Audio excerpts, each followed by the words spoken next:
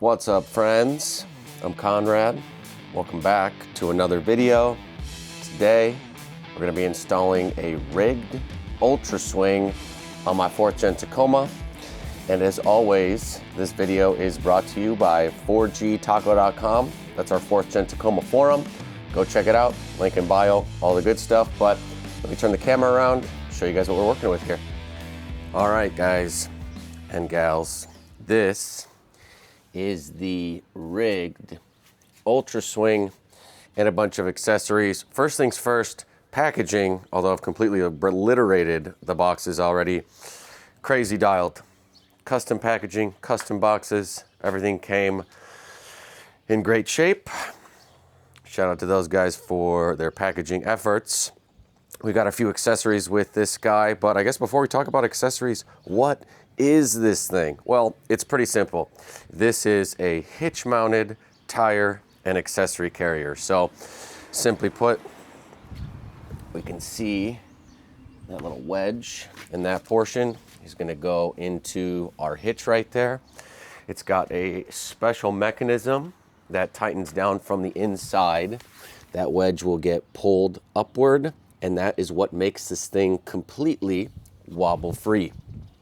So a few other details. This is made in America.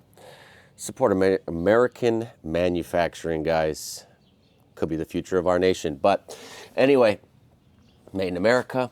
These guys designed their own latch. How many companies you know that are going out of their way? A lot of generic latches out there, but that new RiGd latch is so dialed, and it looks like it's going to be a lot better than some of the other generic stuff that people use out there, which has a tendency to seize up, fail, break, and then it's real annoying to fix. I had problems with, the cheap latches in the past, but this is the RiGd UltraSwing. We've got I believe it's called the Ultra Table. Don't hate me, guys. I think it's called the Ultra Table. But this is basically a fold-down table that bolts to the back of it. So similar to a rear bumper. You're going to get some extra functionality. We've got the wheel tire mount. Comes with a stainless license plate relocation kit. And look at this. I don't hate wiring, but I'd rather not do it. But it is satisfying, so maybe I'm just talking out loud here. But anyway, this is plug and play, guys. It literally bolts right in. Bolts, what am I saying? Plugs right in. So it doesn't get any easier. The install is very simple. Got a few nuts and bolts. This is the bracket for the table. So I'm going to start by dropping the spare because we no longer need that one. I have a full-size spare that we're going to be putting on there, which is going to look dope because it's got more red accents, and who doesn't like to see a tire on the back of a truck? Daily driver, overland AF, dude. So let's get this thing installed. Let's drop the tire, and I'll show you guys how it looks on the truck. I had to figure out how to even get this thing in there, but now that we've got it in there, I was using the wrong end. You got to use the end with the hook and drop this bad boy.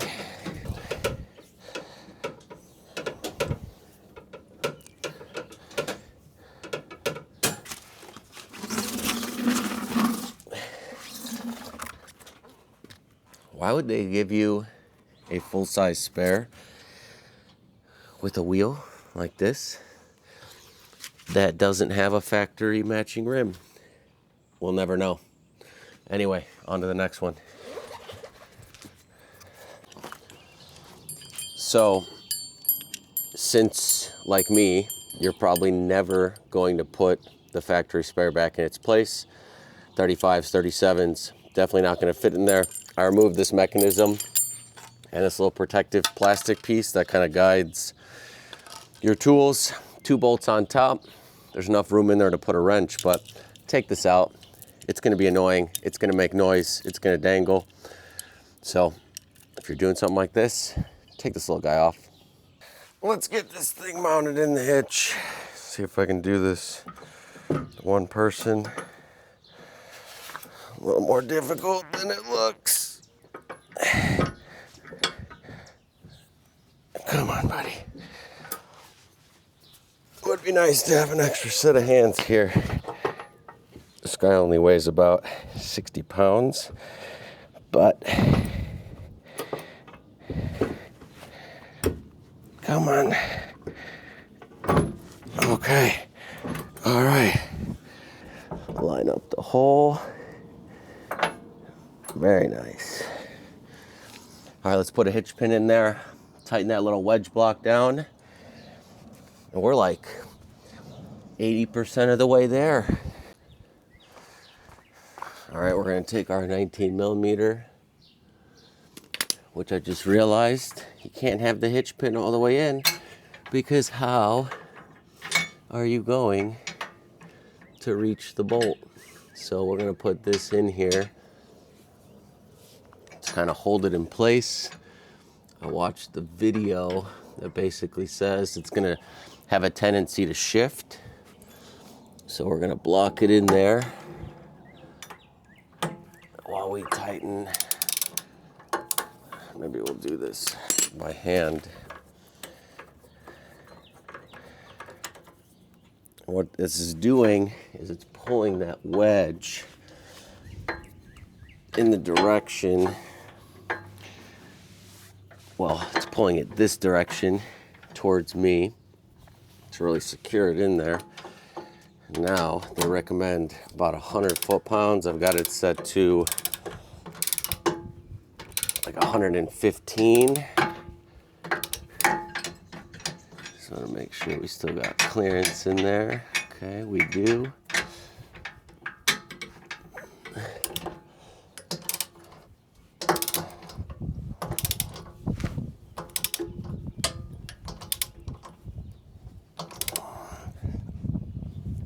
Okay. That's about 120. Well, this is definitely one of those things where it helps to have another set of hands. Had to troubleshoot a little bit.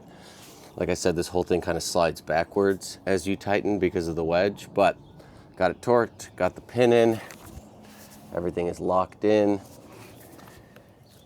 And yeah, let me open this thing up so you guys can see what it looks like. All right, check that out. Loosen the latch right there, pulled the pin. The same pin is then used to secure in one of 4 positions. I like it, man. This thing is really, really cool. Show you guys this other side over here. Time to install some accessories. Stoked.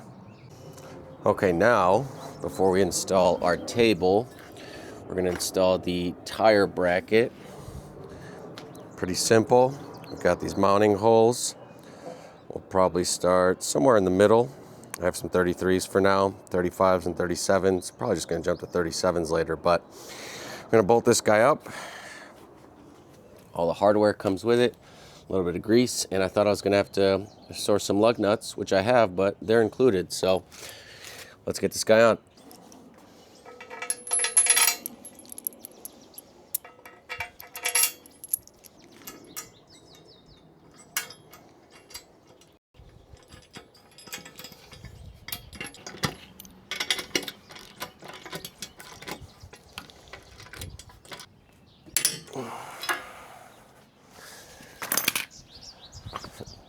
All right, here we go.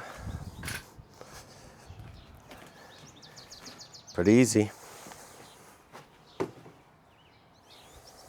Now, next up, let's do the Ultra table.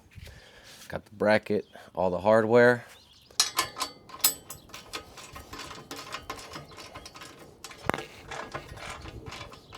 I installed the wheel tire mount first because I thought there might be some interference, but it looks like you can still get to everything with a wrench. So probably a little bit easier the way I did it, but I'm gonna grab the camera here so you guys can see a quick close-up. Everything is installed. You can see the hardware there. I'm gonna tighten those up and we're gonna mount the table.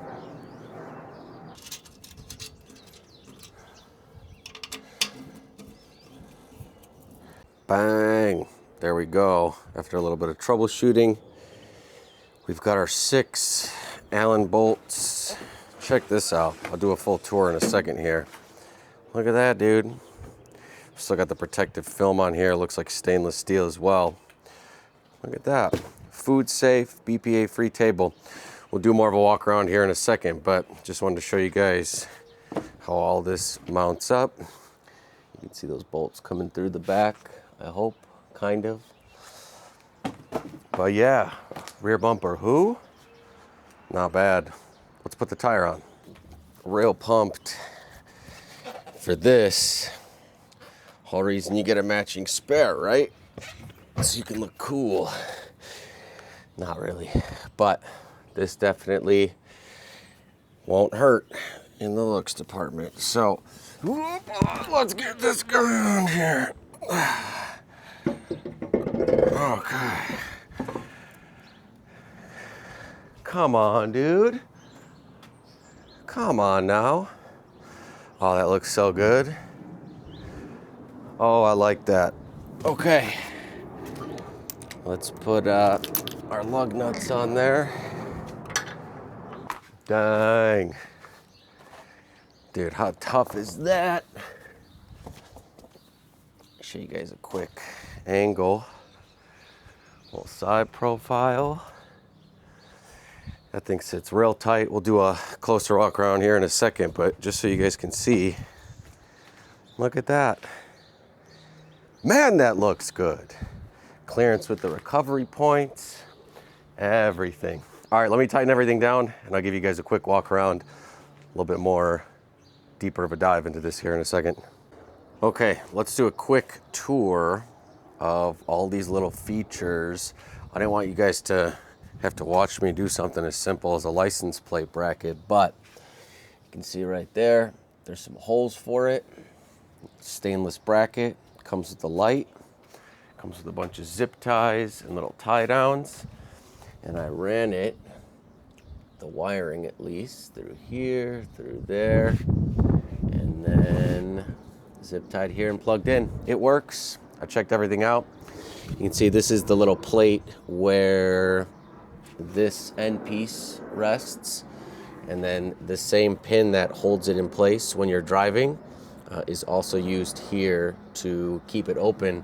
And it's got 1, 2, 3, 4 different positions, or it swings all the way out. So you have plenty of clearance for the tailgate. And then here, a little bit closer look here, stainless steel. We love that. Corrosion resistance. Give you a quick view underneath. Looks really good, man. Got that tire mounted up. Show you guys this over here, and then we'll close it in a second.